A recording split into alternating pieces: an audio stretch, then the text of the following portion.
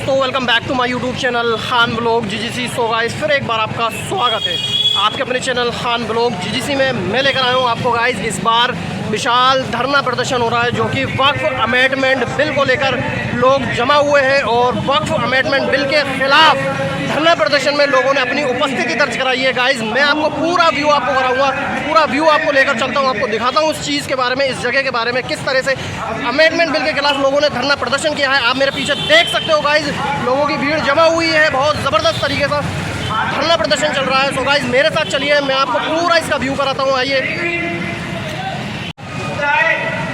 Guys, ये आपको जो भीड़ नजर आ रही है, वक्फ अमेंडमेंट बिल के विरोध में ये लोग जमा हुए हैं और इस बिल के विरोध में लोग इकट्ठा हुए हैं। मैं आपको इसका पूरा व्यू करा रहा हूँ। काफ़ी लोग वक्ता आए हुए हैं, इसके अंदर बता रहे हैं, आप देख सकते हो लोग खड़े हुए हैं। और मंदिरों और गुरुद्वारों के बोर्ड में ये हिंदू या गैर सिख नहीं हो सकते, तो वक्फ बोर्ड में मुस्लिम को वक्फ संपत्तियों पर सरकारी नियंत्रण, गरीबों से उनकी शिक्षा, राहत और इलाज को छीनना है। जो कानून अदालत के फैसले को भी दरकिनार कर सकता है वो लोकतंत्र नहीं, तानाशाही है। और इस मुल्क के अंदर तानाशाही चल रही है। अभी सरकार कह रही है कि हम मुसलमान के साथ मुसलमान की जमीन लेकर मुसलमान को अमीर बनाना चाहते हैं। आप क्रोनोलॉजी समझिए।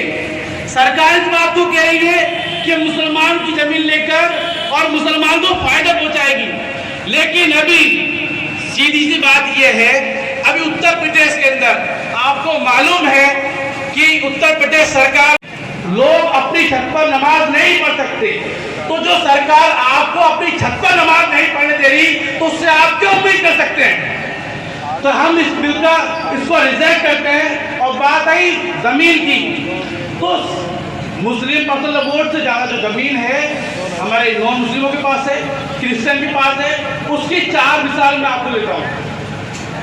Total area of Hindus religious institution in Tamil Nadu, Andhra Pradesh, Telangana 4,47,000, in Tamil Nadu 4,65,000, Andhra 87,000, in Telangana 728 acres, in Tirupati Devasthanam 10 lakh एकड़ इन 4 स्टेट।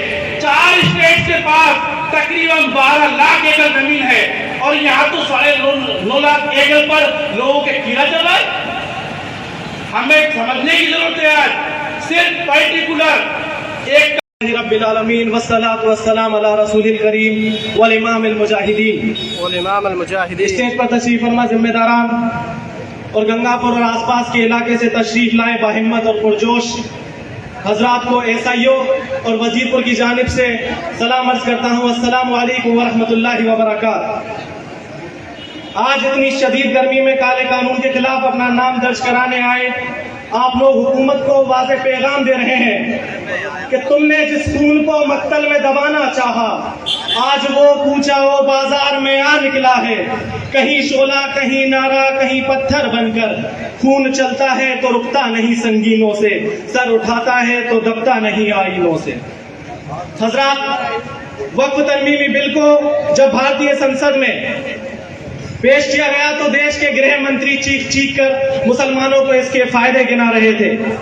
ज्यादा टेक्निकल चीजों में ना घुसते हुए आसान अंदाज में आप खुद सोचिए कि जिस पार्टी के सत्ता में आने के बाद से इस देश के मुसलमानों के खिलाफ हेट क्राइम्स के आंकड़ों में बढ़ोतरी देखी गई है, मॉब लिंचिंग्स के मामले बढ़े हैं, मुसलमानों के खिलाफ नफरतें उरूज पर पहुंच चुकी है।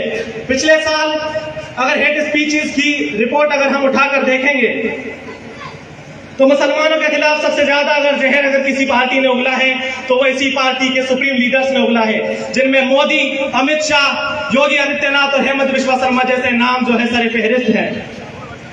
और यही वो पार्टी है जिन्होंने सत्ता में अगर हिंदुत्व की पॉलिसी को आगे बढ़ाने का काम करने वाले और वो विचारधारा रखने वाले आरएसएस के आज एजेंडे को जो है आगे लेकर चलने का काम किया है। तो आप अंदाजा लगाइए, मुसलमानों के लिए ऐसा रवैया रखने वाली ये पार्टी कह रही है कि एक हम मुसलमानों की भलाई के लिए लेकर आ रहे हैं। हिंदुस्तान की आजादी के बाद की तारीख में यह पहली बार है कि केंद्र सरकार में एक भी मुस्लिम मंत्री नहीं है और जितने भी जब ये बिल जो है भारतीय संसद में पेश किया गया तो जब इस पर चर्चा हुई तो एक भी मुस्लिम सांसद ने इसके समर्थन में जो खड़ा होकर बात नहीं की, बल्कि पुरजोर इसका विरोध किया। नायब अमीर मुस्लिम पर्सनल लॉ बोर्ड जनाब सैयद सादतुल्लाह हुसैनी साहब इस बात को सदी का सबसे बड़ा जोक ऑफ द सेंचुरी कहते हैं।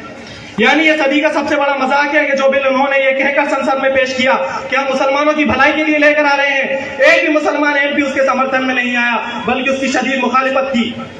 मैं इस मौके पर उस उन्मादी भीड़ से भी ये बात कहना चाहता हूँ जो मस्जिद, मदरसे और खानका है, जो वक्फ प्रॉपर्टीज है, जिन पर तुम्हारी शैतानी नजर है और तुम जिनकी मीनारों पर भगवा परचम लहराना चाहते हो और बुलडोजर से उनको तबाह करना चाहते हो, ये वही प्रॉपर्टीज है जिन्होंने इस मुल्क को तहजीब और शऊर दिया है।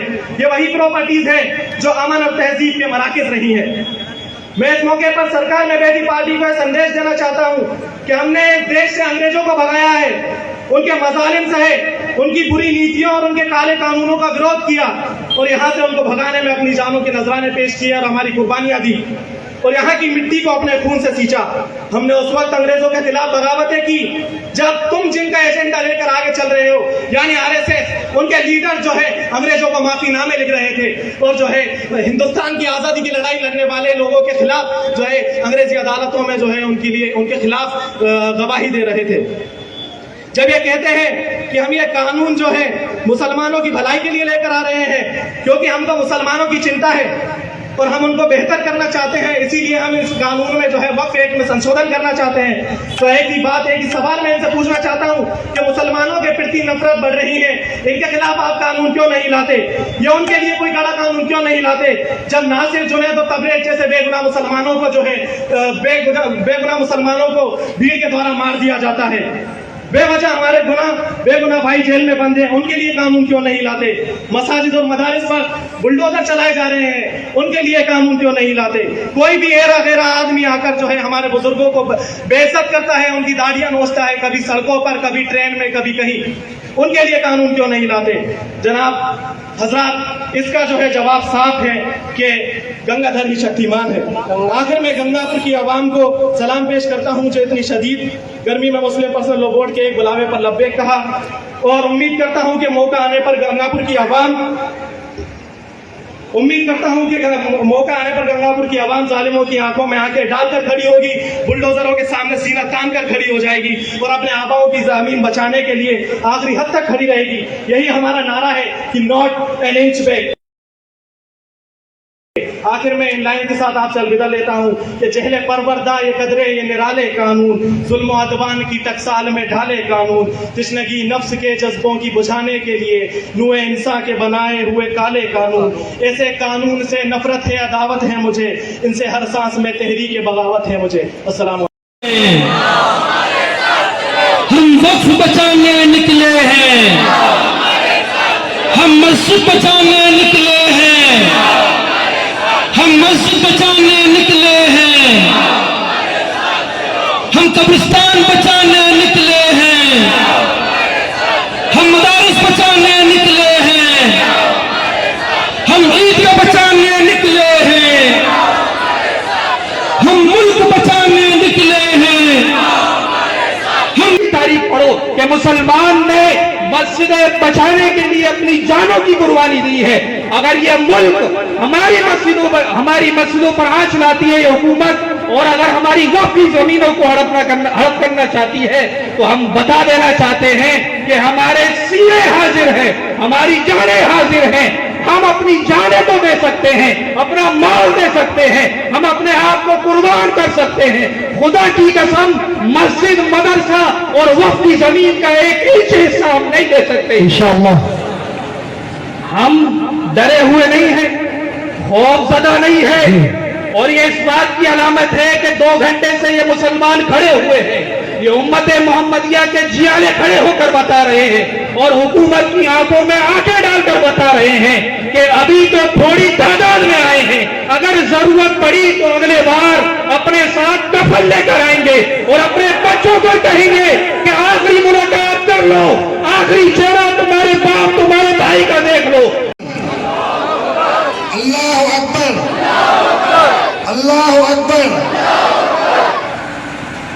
शुक्रिया। तो आप तशरीफ रखें। मैं एहसान मंद हूँ आप सबका जो मुझसे बड़े हैं, मुझसे बाद में मेरी बात पर खड़े हुए।